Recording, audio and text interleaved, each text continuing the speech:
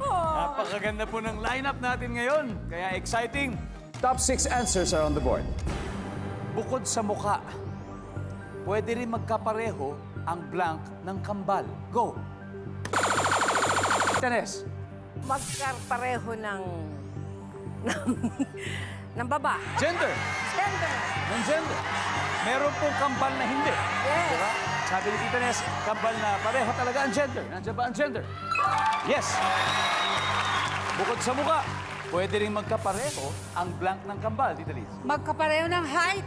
Height, pwede rin. Nandiyan ba ang height? Yes, nandyan. Mas mataas po ang height. Pass or play for this round? Play. Alright.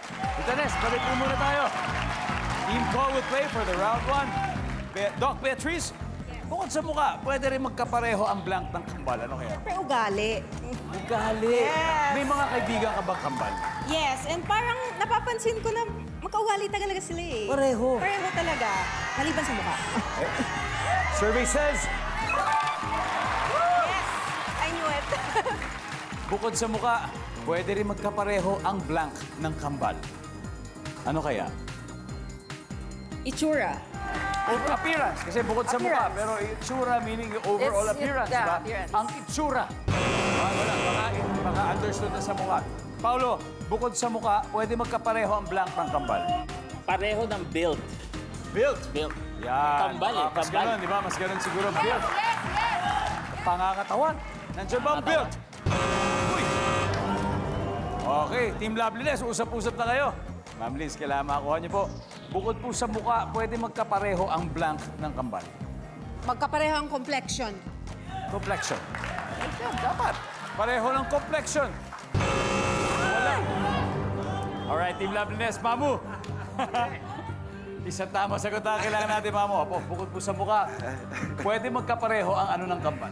Damit. Damit, Arnel. Pananalita. Pananalita. Yods. Size ng paa.